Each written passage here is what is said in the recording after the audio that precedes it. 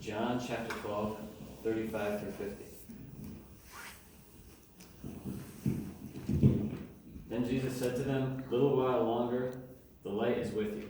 Walk while you have the light, lest darkness overtake you. He who walks in darkness does not know where he is going. While you have the light, believe in the light, that you may become sons of light." These things Jesus spoke and departed and was hidden from them. But although he had done so many signs before them, they did not believe in him, that the word of Isaiah the prophet might be fulfilled, which spoke, "Lord, who has believed our report, and to whom has the arm of the Lord been revealed?" Therefore they could not believe, because Isaiah said again, "He has blinded their eyes and hardened their hearts, lest they should see with their eyes, lest they should understand with their hearts and turn, so that I should heal them." These things Isaiah said when he saw his glory and spoke of him. Nevertheless, even among the rulers many believed in him, but because of the Pharisees they did not confess him, lest they should be put out of the synagogue, for they love the praise of men more than the praise of God. Then Jesus cried out and said, "He who believes in me believes not in me, but in him who sent me. And he who sees me sees him who sent me. I have come as a light into the world, that whoever believes in me should not abide in darkness. And if anyone hears my words and does not believe, I do not judge him. For I do not come to judge the world, but to save the world. He who rejects me and does not receive my words has that which judges him. The word that I have spoken will judge him in the last day. For I have not spoken on my own authority, but the Father who sent me gave a command, what I should say and what I should speak. And I know that his command is everlasting life. Therefore, wherever I speak, just as the Father has told me, so I speak." This is a somewhat lengthy passage that I decided to pick out. I first decided to pick out because my grandfather, he asked me to speak, and I said, "Yeah, sure, no problem." And I was thinking there's so much to choose from. I just figured, well, in my current Bible reading, I'm right here. What's wrong with this? So there's a lot here, and there's a lot that I want to digest, and it's a particularly difficult passage to read compared to all the other teaching of the New Testament. So I want to start out by saying, ask if anyone relates, because when I used to read Bible stories, growing up, I would read Jesus' miracles and read the parables, and I would listen to the responses from the people and from the disciples. And sometimes I just thought, are these guys just stupid or something? What's not to understand? I remember the parable. When they were bringing the tithes, and the very rich man, he brought bags and bags of money, and the old widow brought just a couple of cents. But this was all she had. So Jesus explained to her that her tithe is worth more than that of the rich man. Now, I thought that this was fairly it's easy to understand. It's all she had. It's worth it. But the disciples and the people around him, they said, "That doesn't make any sense. I don't understand." So I'm thinking, what's not to understand? This is very simple stuff. And then I was talking about this earlier. If Jesus ever asked the crowds a question and they reasoned among themselves, they're going to come up with the wrong answer. Have you ever realized in the Bible, if it says they reasoned among themselves or they reasoned in their hearts, they always find a way to foul it up. So I always just jump to the conclusion that, it must have been pretty dumb back then. But actually, John 12 actually explains this. So I'm going to go through and talk about why they didn't understand it. And here's a spoiler. It's not because they're stupid. It's far from that, actually. So then Jesus said to them, "A little while longer the light is with you. Walk while you have the light, lest darkness overtakes you. He who walks in darkness does not know where he is going."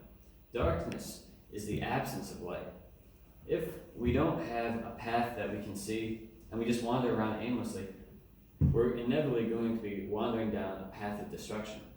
So darkness, in here, I think has two different concepts. To put what John is writing and what Jesus is talking about into context, Jesus had just come and raised Lazarus from the dead, and he's coming into Jerusalem. And actually, what he says here is the last public teaching that Jesus gave anybody before he was crucified. After this point, he just spoke in confidence with his disciples. So Jesus is basically saying he already had performed his miracles. He had done what he had to do. So he's basically just saying, in a few days I'm going to be crucified. while I'm here, while I'm talking to you, listen to what I'm saying. He's basically getting down to brass tacks, all right? So he says, lest darkness overtake you. Now what he means is after he'll be crucified, he'll be gone. But I also think it has some extension into today. When we try to found a moral system without the presence of God, it inevitably will fail. Now that's not to say people who don't believe in God aren't moral. It's definitely possible for an irreligious person to be moral. They follow the moral behaviors of the society. But it is not possible to build a moral system when there is no God. I want you to, I have a lot of debates in school with people. It's just what I enjoy to do. My friend Sam came today. Sam and I, we always talk with people. And a common thing that comes up is the basis for morality. And I hear 5 points come up very commonly. That these people always say, well, of course there's an objective morality. One very common that they bring up is evolution. Now, whether you believe it or not, that's not the point. The point is that they say because of evolution, we evolved to develop these moralistic behaviors. Well, if that's the case, that means morals can change. It was moral. Think about it. When a civilization conquers another civilization, it's only reasonable to think that we should enslave their people to, right? It makes sense from an evolutionary standpoint, but evolution in the sense of the word can change things. And if it can change, that means morality is not objective. It can change. Second thing I always hear, reason. They point to, the Voltaire, the Enlightenment thinkers, and that doesn't make very much sense either. Think about human reason.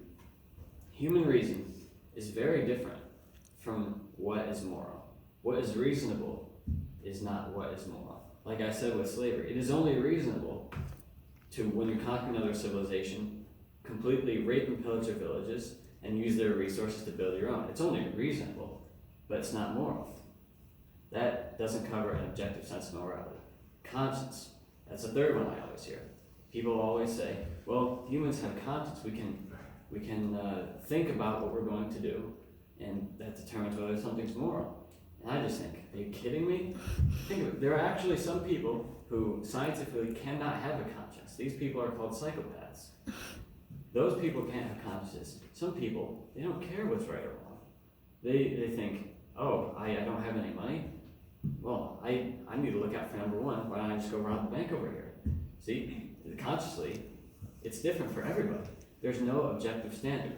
Number 4 is, and I can't believe I hear this one, because this one's just ludicrous if you think about it, human nature. Have you ever seen a 2-year-old at a park with another 2-year-old when they want a toy? They just think, where is the morality in that? That's natural, it's human nature.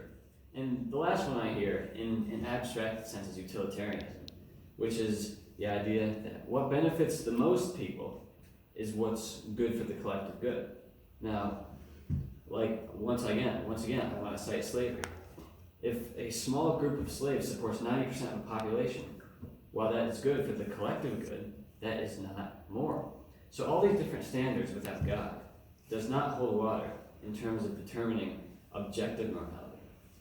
So, in a sense, this is the kind of darkness that Jesus is talking about. When we don't have Jesus, when we don't have God's teachings, we are left to our own reason, which is very dangerous. They had, in France, they had Voltaire, and just 15 years after his death, they were plunged into one of the bloodiest revolutions of their time, the French Revolution. So, also, once we do have word from God, we have drastically different things from the world has previously seen before. When God's word was introduced, it was revolutionary. We saw religious tolerance. When someone in your family was not a believer, almost all the other religions will say, you need to never talk to that person again, you need to execute them for the honor of your family. But in the Judeo-Christian sense, God and Jesus say to pray for them. This is unheard of. Actually, my grandfather was reading the works of Dennis Prager, who he runs a YouTube channel, and he's a great political commentator. And he was doing an Exodus exhibition on Exodus and Genesis. And the direct Aramaic translation after Eve was built is that he will be Adam's equal. The direct translation from Aramaic is equal. This is another thing that was unheard of, because back in the primitive times, power and hierarchies were built on strength. So this is new. Now God's word is saying women are equals. The treatment of slaves, which I'm not going to get into, but the biblical references of slaves refer to indentured servitudes. But the Bible says, treat your slaves, treat them well. This is another thing that is very unheard of. Without the teaching of Jesus and God, we are in darkness. And when we are in darkness, we come to very, very dangerous conclusions. 37 says, but although he had done so many signs before them, they did not believe in him. Now, have you ever shown someone proof that something happened and they still don't believe you? I remember back in December, I bought over 2,000 chicken nuggets from Burger King because they were having this deal. It was $1 for 10 chicken nuggets. So I figured I might as well take advantage of the opportunity. So I bought over 2,000. In a group previously, they bought 1,000 chicken nuggets, so I doubled their record. So I was going around in school the next day. I was telling in my classes, telling my friends, what I had done, and most of them believed it because it actually happened. And I was going to tell the people that bought the 1,000 chicken nuggets, and they didn't believe me. So I figured, well, that's to be expected. I showed them a picture of the receipt, the proof of purchase, and they still didn't believe me. And I'm like, well, I don't understand. What is there not to believe? I have the receipt. But this can be extended far beyond chicken nuggets. Today we still see Holocaust deniers. There's so much, indisputable evidence that it occurred. Flat earthers, you can joke all you want that the earth is flat, but it's not. And moon landing deniers. These are all people that have been shown the proof, and then they still don't want to believe. Now, in 37, we have come to the end of Jesus' teachings, and his miracle works. So we've seen him turn water into wine, feed the 5,000 for the Sermon on the Mount, and right before this, just a day or two before, he had raised a man from the dead. Now, that is something that, see, water into wine, that's a cool magic trick. But by seeing someone dead and come back to life, that's completely different. So right after this, it says they still didn't understand. So now I got to thinking, well, if they actually saw a man raised from the dead, and they don't believe it, it can't just be because they're stupid. It can't be. There has to be another force at work, which is exactly why John, he quotes the book of Isaiah right after this. Now, for those who don't know, the book of Isaiah was written by Isaiah, and everything in it he received in a vision from God. God gave him what to write in this book. So he says, Lord, who has believed the report, and to whom has the arm of the Lord been revealed? Which is, therefore they could not believe, because he has blinded their eyes and hardened their hearts. Now this is the answer to why they could not understand all these different things. Not just the people of Jesus' time, but other circumstances leading up to it. So obviously this yields a very difficult question. Why would God blind the eyes and harden the hearts of the very people he came to save? So this is basically the root of what I want to get to today. So to understand why God would do it, first we have to understand how it happens and what it is exactly. I'll get back to this. So, nevertheless, even among the rulers, many believed in him, but because of the Pharisees, they did not confess him, lest they should be put out of the synagogue. So, here's another important thing to understand. At this time, it was during the reign of the Roman Empire, and the Roman Empire is the fourth largest empire that's ever existed, behind the British Empire, the Mongolian Empire, and Alexander the Great. So, the Roman Empire was huge. They didn't care who they conquered. They just conquer, take as much land as possible, gain as much resources as possible, and build up our empire. They don't have time to worry about the cultural practices of those they conquered. It wasn't even in their thinking. So at this time, the Pharisees and the rulers orchestrated some sort of arrangement with the Roman government. It was a very delicate relationship, but it essentially allowed them to continue their practices, cultural practices, as it was. So it says, many believed in him, but because of the Pharisees, they did not confess him, lest they be put out of the synagogue. And I can understand where they're coming from. If some of them don't believe in Jesus as the Messiah, some do. Imagine if there's infighting in the synagogue.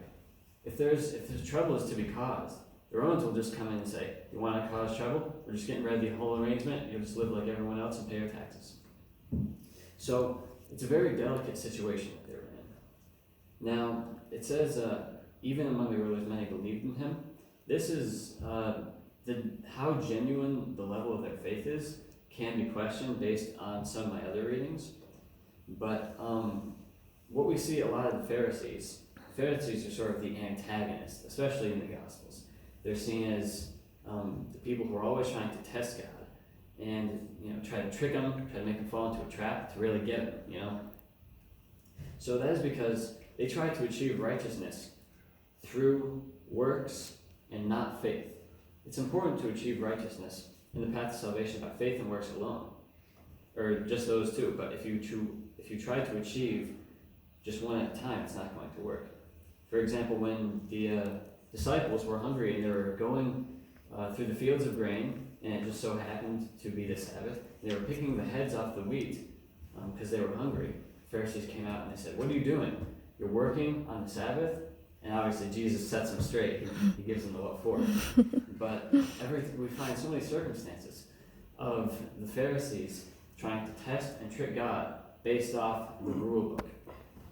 So many times they try to achieve righteousness through works. The sacrifices have to be made on this day. This has to be done this way. But they had no genuine level of faith, which is very dangerous. So another, and probably one of the most certain reasons why the Pharisees did not confess is verse 43. For they loved the praise of men more than the praise of God. Now this verse, I think, is one of the most descriptive verses for all of sin in the Bible. If you think about the origin of almost all sin, it will be boiled down to people loving the praise of men over the praise of God. Think about it. If we have politicians say, I'm not going to say who, I saw a politician in the news recently, that he said he didn't believe one thing, his constituency and everyone in the field came after him out of it after that, and then just a few days later, he completely reverses his position. It's because he doesn't care what's moral or not, what he actually believes. He only cares about the praise of men. The same thing goes for Pontius Pilate. When Jesus before he was crucified, and he was before Pontius Pilate, and Pontius Pilate asked the people who they should crucify. They yelled Barabbas, Barabbas. And Pontius, he acknowledged that Jesus had done nothing wrong. He knew this, and he had the power to stop it. But why didn't he? Because he wanted to appease the people. The praise of men was more important than the praise of God to Pontius. So because of that, Jesus was crucified. So much can be stemmed from loving the praise of men over the praise of God. So it's important for our daily life to think about what we do and try to apply that as much as possible. Now, it continues, Jesus cried out and said, he who believes in me believes not in me, but in him who sent me. And he who sees me sees him who sent me. Now, I'm not exactly sure if Jesus was really speaking to anyone, because just a few verses earlier, after Jesus had spoken to the masses, he had departed and was hidden from them, as it said. So here, he just cries out. So I'm not entirely sure who he was talking to in this case, but he's getting very blunt here. He says, he who believes in me believes not in me, but in him who sent me. He's basically saying, I am the Lord. He's not sugarcoating, he's not speaking in a parable here, he's just telling it the way it is. So that's what the next couple verses are essentially. I have come as a light into the world. How many times have we heard Jesus say, I am the light of the world? Here it is again. It's very common. So after he speaks to the Pharisees, he really just gets down to the very bottom, and he's saying, I am the Lord, and what I say is what God says. And verse 50, and I know that his command is everlasting life. And that's what's really important to it. The teachings of Jesus and of God are the works of everlasting life. So now that we've sort of gotten through it, I want to discuss the issue of God hardening the hearts of the people who he seemingly came to save. So one very important point I would like to get out is that Jesus hardens judicially. This is very important to understand, because that means that he will only harden people, those who deserve to be hardened. In other words, he will not harden someone already on a path to salvation. So other translations of hardening can be strengthening, but the thing I find most useful is stiff-necked, which is also used in other places in the Bible as well. Stiff-necked means you don't move from your path. You can't change the direction you're already going, or it's very hard to, at least. So God will not harden someone who is already doing the right things and going to have himself saved. So, and that also goes into, right, verse 39, it says, therefore they could not believe because Isaiah said again. Now, I understand where John is coming from this. He's saying, because Isaiah said.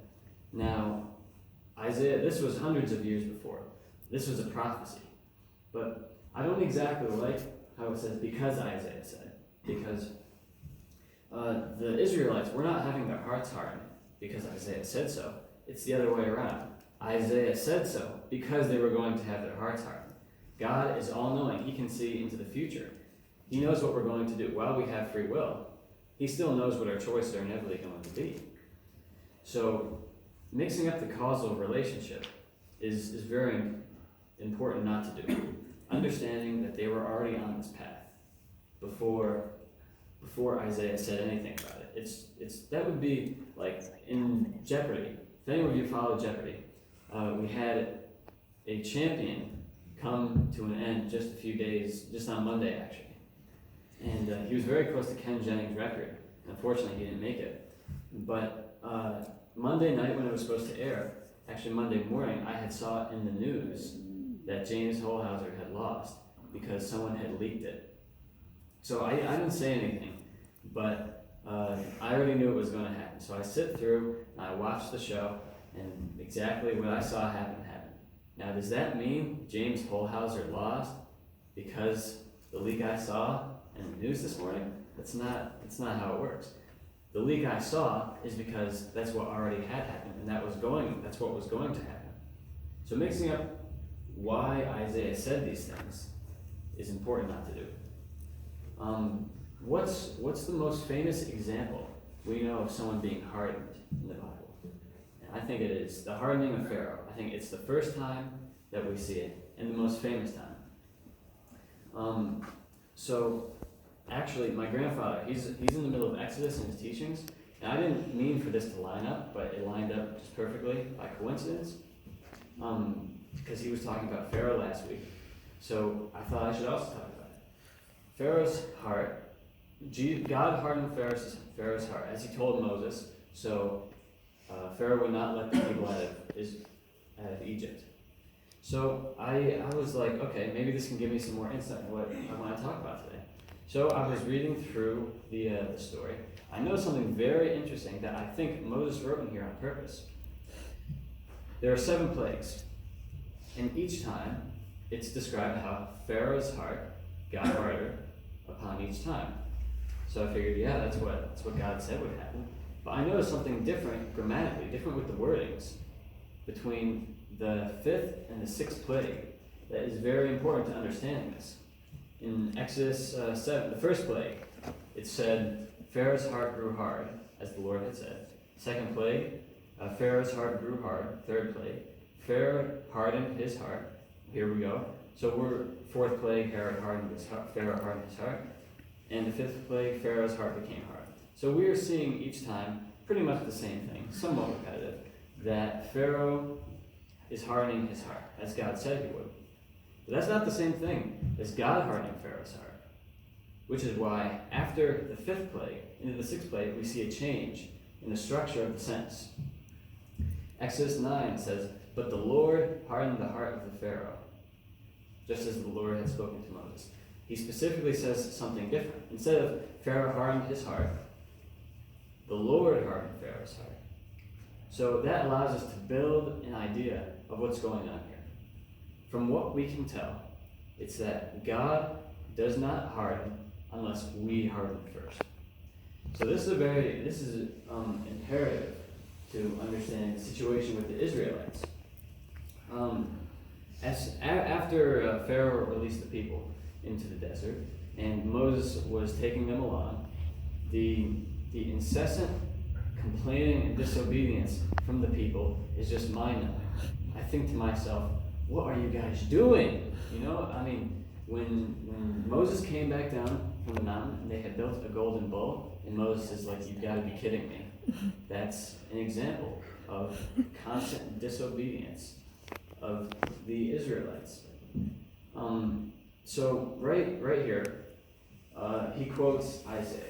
Now this is from Isaiah chapter 6, specifically verse 10, that John cherry-picked here. So I want to go back one, just to get some more context. Isaiah 6:9 says, "And he said, go and tell this people, keep on hearing, but do not understand, keep on seeing, but do not perceive." And then it's followed up with this. The Israelites were hearing, but they weren't understanding. They were seeing, but they didn't believe on their own. That's not God's doing, that's their own doing.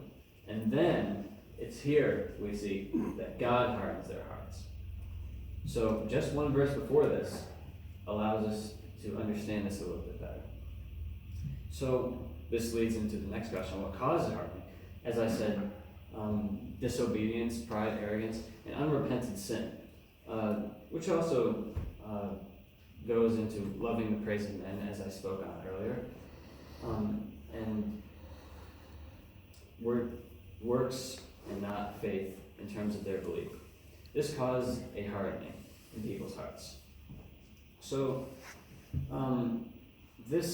we also have to ask ourselves, why exactly did the Israelites not want to believe Jesus is their Messiah? Now we understand that it says here that their hearts would be hardened, they wouldn't understand.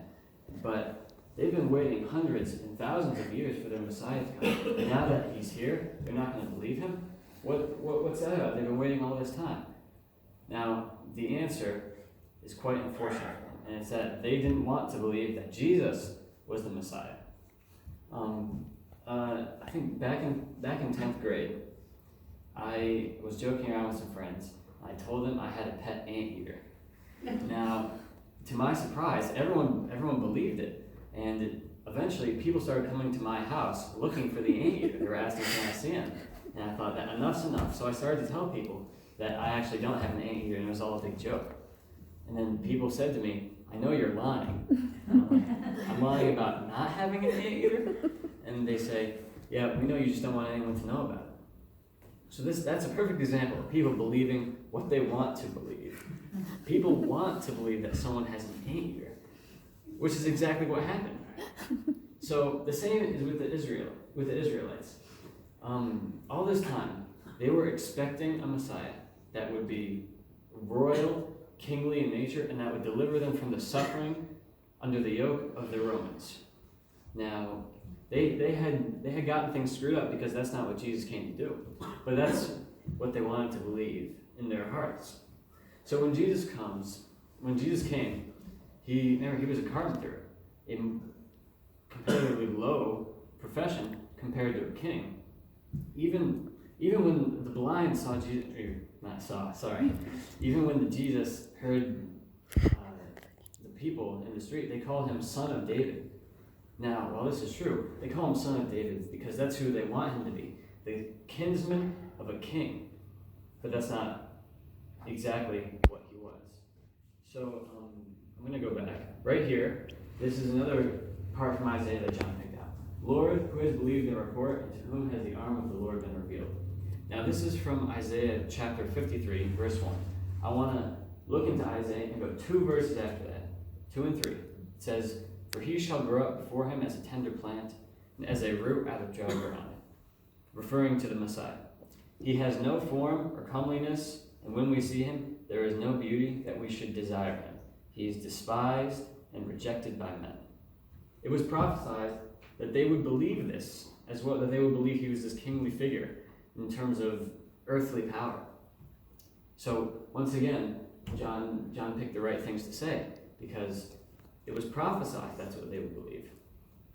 Now, the Israelites, they got a few things wrong.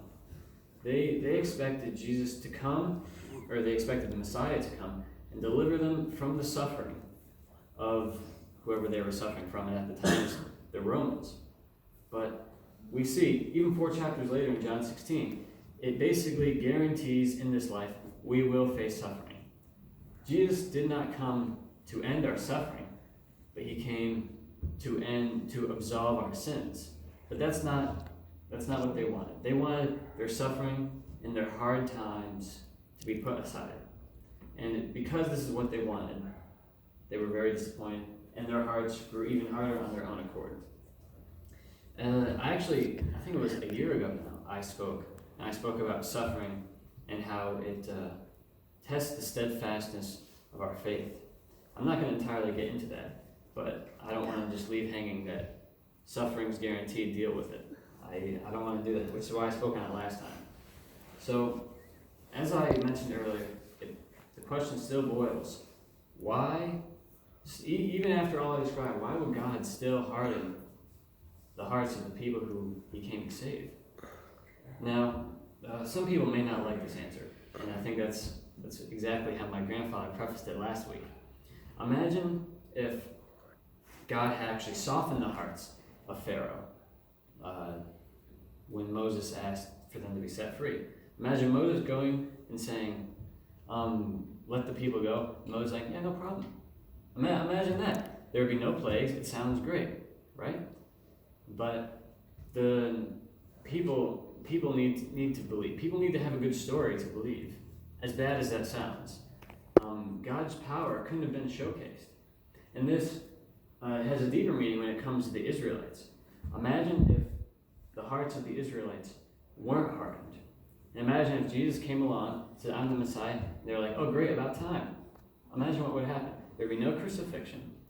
And the whole basis of Christianity, God sending Jesus, his son, to die for our sins, would have never happened. So, does that mean that God uses people as pawns to accomplish a larger task, only to destine them to eternal damnation? Because that would be quite unfortunate. And luckily the answer is no. In Romans, actually, which speaks deeply on the hardening of hearts, Romans 9, 10, and 11. The first verse of Romans chapter 11 is,